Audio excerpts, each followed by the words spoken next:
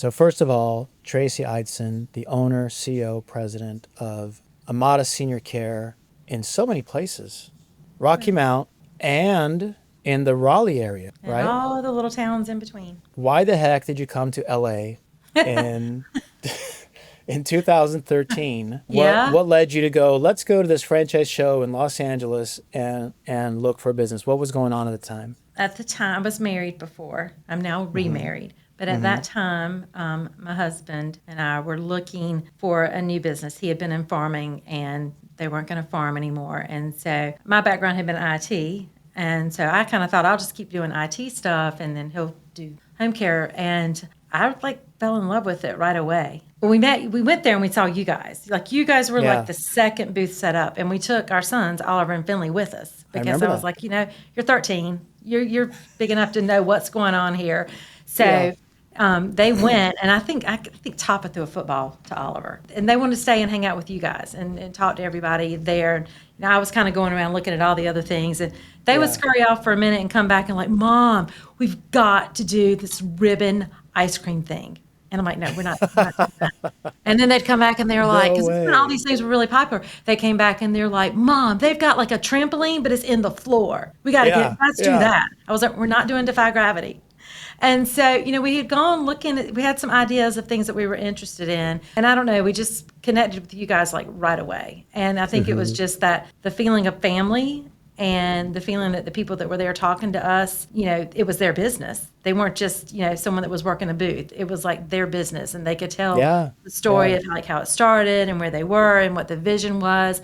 And they really taught us about, the senior population and all the needs that were out there. And we'd only had personal experience at that point, with elderly people in our family. But it was really just a connection and a feeling that if we did this, you guys had our back, like that I wasn't going to have to go and like figure out every single thing. And so it was really just that personal touch, then the training that came with it afterwards. And the fact that you and I can still sit here 10 years later and I know you and you knew me. And it's Yeah. exactly what I wanted. Like I didn't want to lose connection with all the people in the beginning. So I just feel like I'm part of this big family of Amada with coworkers everywhere. You came to training in middle of 2014. Yes, yeah. And we were pretty Wow. early in the system. Yeah, no kidding. I mean, in 2012, we had two franchise partners, 13, maybe six. So, like, you were in the teens at the most. Yeah. What about the fact that we were so new?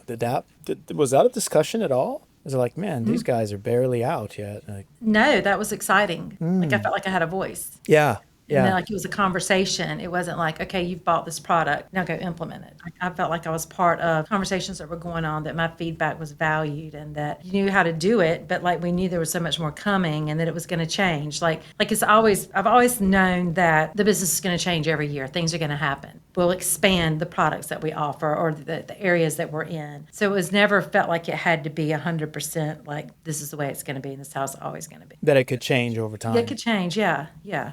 So, you start the business and never been in healthcare. No, I mean, I think I'm probably the anomaly of the system. Like, I had not done medical sales. Yeah. The closest I had come was writing software for clinical drug trials. And I was like, yeah, I've been with Really? pharmaceuticals. Check, Yeah, I can yeah, do yeah, that. yeah. Yeah, I had been a programmer. So yeah, that didn't present I didn't feel behind. I didn't feel like I was at a Yeah. disadvantage by not having done that before. What was that first year like? 2014, 15. And a lot of our franchise partners describe it as, really hard. Like it is, that lift is really difficult. And let me back up to say, like, you are in the first market you took down was Rocky Mount. And Rocky Mount, how do we describe Rocky Mount? Like, how big, how small is Rocky Mount? Rocky Mount is small. Most people would say it's small, 50,000 people. Okay. Very that hometown feeling at the time, two or three high schools, just one target in the whole town. So not a really Yeah. big place, and where other towns around you are very close. So, like within 15 minutes, you could be in the next big town. And so like really, a lot of people are from the area. You don't have a lot of people in the Rocky Mount area that are moving into Rocky Mount. We're kind of all, Everybody knows each other. yeah, it feels like everybody knows each other or uncle or aunt or your parents, and mom and dad go to Sunday school with so and so, and your kids are in school and you're at a ball game and someone says, hey, my dad might need help, and you strike up a conversation. So it's very lots and lots of word of mouth there, just small. Yeah. One hospital. Yeah. And I think at the time, I'm kind of remembering that you probably were in a market that was very new to us, because I think all of our markets up to that point had been sort of your, not Seattle, but like Puyallup, Washington with Rob, Colorado Springs, which is not Denver, but I don't know if Colorado Springs could really, I mean, the Air Force Base is there. That doesn't really relate to what Rocky Mount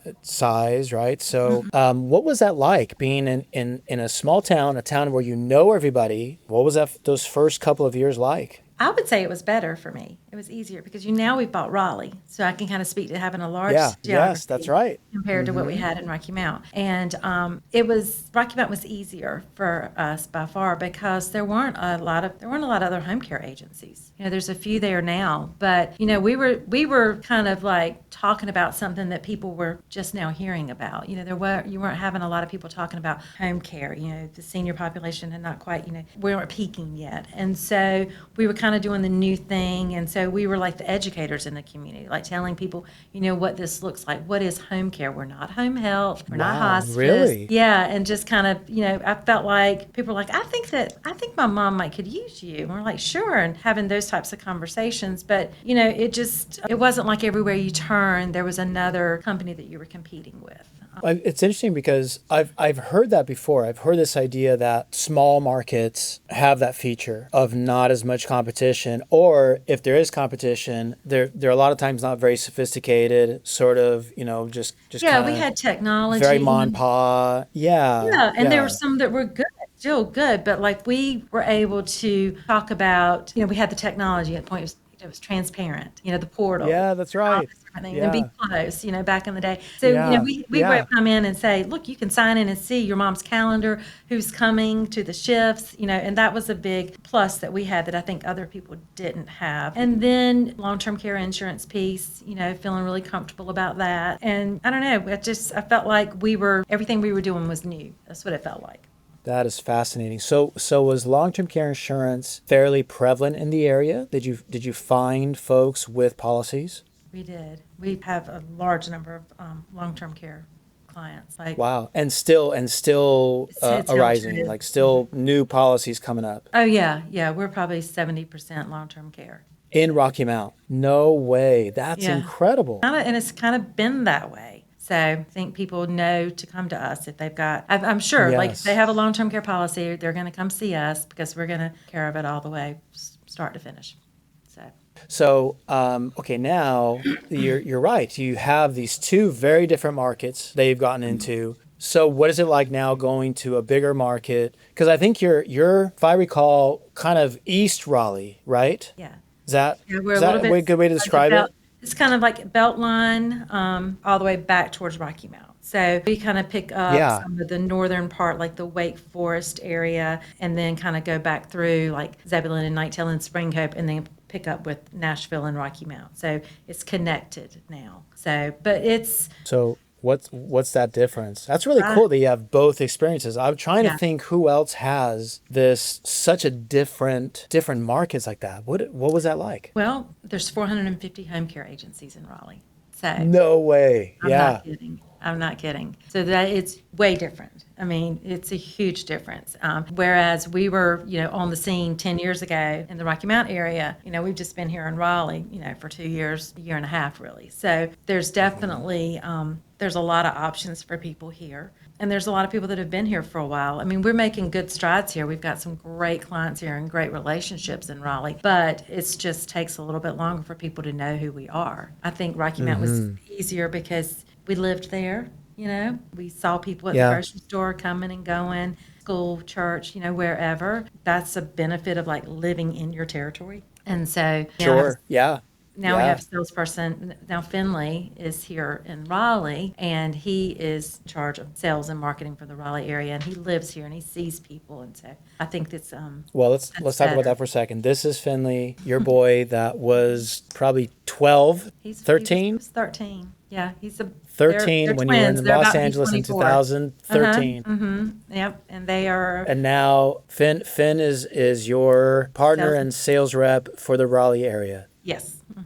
That's amazing. How has that been working with your son? It's actually I really love it. It's great. It really is because I see so much potential in him, and I know he's my son. But like he's got a gift. I mean, he's very easy to talk to. He's very approachable. He really He is cares. He's very, yeah. invested in whatever he's involved in, he's invested in it. And so he really wants to help people. He likes to make the connection. Young, he's energetic. So I just see amazing things coming for him because I think he's just gonna light it on fire here real soon. I mean, he's doing great. He's just That is really cool. And he's got a I go places now, like he'll invite me to an event that he's hosting, and people don't even know who I am. And then finally I have to be introduced. And then they're like, oh, are y'all related? And I'm like, yeah. And they're like, and what is your role with Amada? And I'm like, no way. so it's good. So he's he's out here. He's got it going on. Yeah. So it's great. It's great. But I bet that feels good, right? That somebody else is building that. Yeah, I trust him. I mean, and he knows it. I mean, if you have your own That is business, so cool. it doesn't matter what business you have. If you have your own business and it's a family business, your family knows the business. Like we had a 20-minute commute back and forth to school every day. So, I mean, they're in the car. They're hearing me on the phone. They know what's going on. So-and-so sick today, is so-and-so, calling out, or, they would hear the staffing issues, and they're like, All they knew those when years, I had huh? Yeah. when I had an interview, with someone, or I'd say, you have to sit in the car, I've got to go in here and meet with this client, things like that. So they knew all these different things. And then when they were, especially Finley, when he was in college and he came in for the summer, I'm like, hey, everybody meet our new scheduler, Finley. And so we made him schedule and did scheduling, and now he does interviews and scheduling. So anyway, he knew it, so he can go into the conversation and say, yeah, I grew up with this. It's a family business, and he understands what we're doing. So 10 years, Amada Senior Care for 10 years. What is your advice for anyone who's looking at starting Amada Senior Care today? That it's hard, but it's so rewarding. It's hard work, but when things come together and start working, it makes you feel so good. Like to go and visit with a family who's struggling and trying to figure out at what point to call in for extra help. Because that's a really hard decision, to bring somebody in. It's not something you like just up one day call and say, okay, I'm going to invite people that I don't know into my home Yeah. to take care of mom. And you've got all these personalities that come into play. So, you meet with a family and you listen to what they've got going on, and you try to offer, some advice, which they are so happy to get, which makes you feel good that you can help someone walk through a situation. And then you get to go back and put it all together and put a caregiver there and take that caregiver to the home to meet the family. And when that family calls and says, thank you so much for sending Mary. My dad was able to sleep last night, or we were able to go to my niece's graduation, or I just got a break. I got to spend some really good time with mom today while the caregiver was here. I mean, it makes you feel good. And, when I started, you guys videoed us, at the end of training about, like why you wanted to do this or what your goals were going to be. And my life's changed a lot since we did that video. I was married, divorced, single mom for a long time, now remarried. So that video is not up there for good reason, because it talks about a life that I'm not living anymore. But I remember saying in that video, and you talking to me afterwards, and I said, I want to be able to put caregivers in a home so that family can keep being family. I wanted the daughter to be able to go in and be with her mom and have caregivers taking care of some of the things that maybe she didn't feel comfortable doing, was too tired to do, didn't have the skill set to do, but like just our presence being there, let them have that quiet space or whatever it was that they needed together. And I knew I wanted that when I started it, but I didn't know how important it was to have that until my family needed it. Since starting, I've lost my father to a very short battle with cancer while my mother was undergoing chemo for cancer. Wow. So we had this Oh my gosh. we had a 6-month time span where one of my parents was needing care from our caregivers at different times. And my husband's father had passed away. And so we just had all this stuff happen. It was the year after COVID.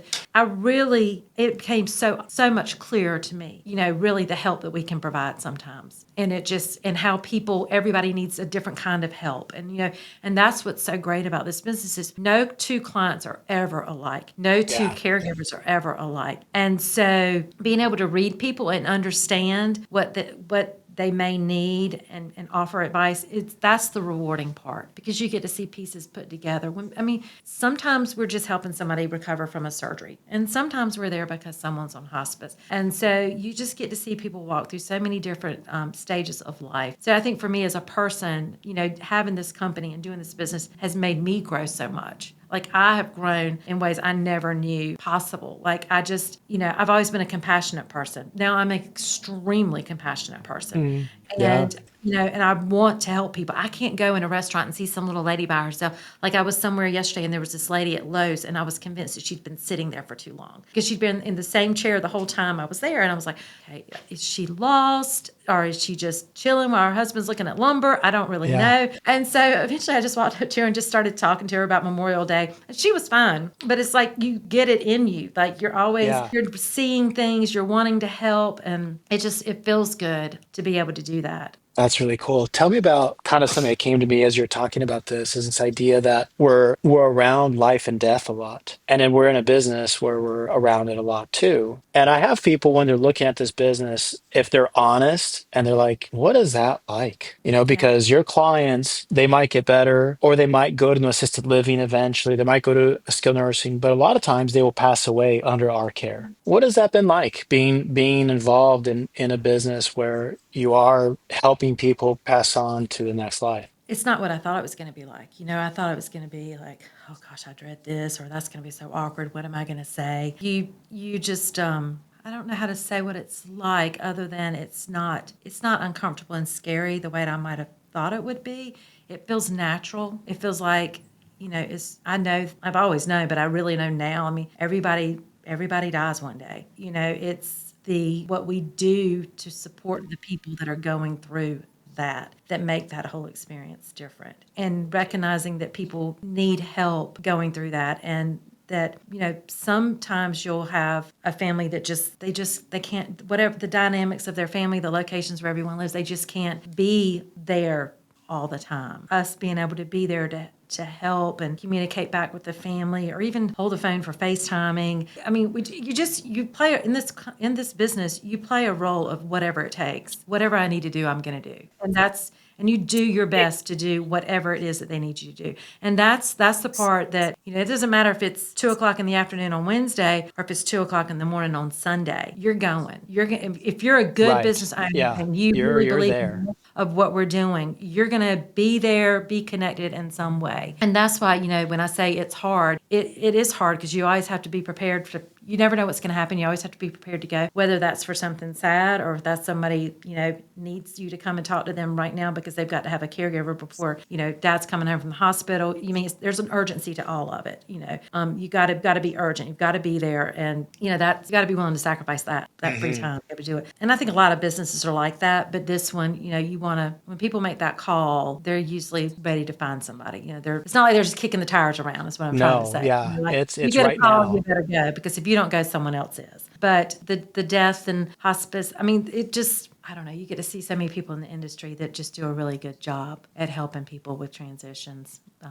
And you see how important it is to have all the different partners in play. That is interesting. I feel the same way, that, the bad actors are few. Like, I think it's such an interesting group of people that provide so much love, so much care, not just Amada, right? But everyone involved. They're not there for the money. They're not there for accolades. They're not there for, promotions. They're there to help people pass on. I think it's incredible to be part of it. We have a book at our office. It's a notebook that we have that has all the obituaries for people that we've taken care of over the Oh, years. that's so cool. With That's like their picture, awesome. it's so cool, because like we may get someone when they're like 90, not well, and their obituary picture is them like when they were in the military. Like, we had a lady we took Yeah. care of, and she was a nurse during World War II, and like to see her pictures and stuff, it's just so cool. You get to see, you get to read a little bit about them that you may not have known otherwise. But it's fun. We look at that book sometimes, Rachel, who's been with me for so long in HR, she'll pull it out and we'll go flip through and say, remember when we had so and so, and that was fun when we had our 10-year anniversary, a couple weeks ago. We invited all the responsible parties of all the clients that we'd ever,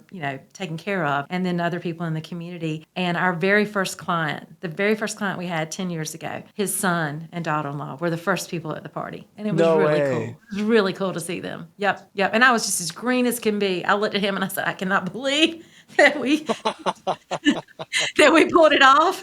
I mean, Yeah. because it wasn't like it was an easy like companionship case. It was like Hoyer, hospice, all of it. And Oh, it I'm was just heavy. Yeah.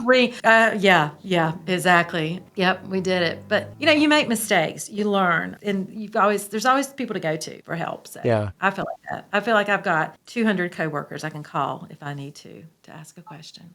I hear that a lot, that the relationships that our franchise partners have built with each other has been incredibly valuable to them. And a lot of our franchise partners, I'm okay with saying this, just saying like I'm learning just as much, sometimes even more from these franchise partners who are coming up with different strategies and different struggles and different things that they're going through in their markets. I mean, we know Orange County and we know a little bit about what you guys go through, but having these franchise partners building the business in almost now, by the way, almost 300 markets. Has that been true for you guys, these relationships with other franchise partners? Yeah, yeah, it's fun because I'm old school. I mean, like our number's like 27, so that means I've Yeah. been there for a long time. So Yeah. I'll meet someone and their number's like 338, and I'm like, wow, Yeah. Wow.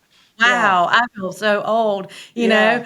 But like, yeah, so I mean, I even see the things that have changed, that we've done, in the 10 years with, software changes or telephone systems, just different things. But yeah, it's neat when someone new comes along because they try something new and you're like, wow, that's a great idea. And so you have this, we're sharing ideas with each other. We're bouncing ideas off of each other. And we watch each other's like Instagram pages and Facebook pages. And like, so one of my neighbors, Quentin in Greensboro, he had this Yeah. picture of these beanies on that had this Amada logo and a big bottle on top. And I was like, I want those. I want to get those for my caregivers. So I did. And so I just called we talked to him about where he got those from and then coordinating getting some. We gave them away at Christmas.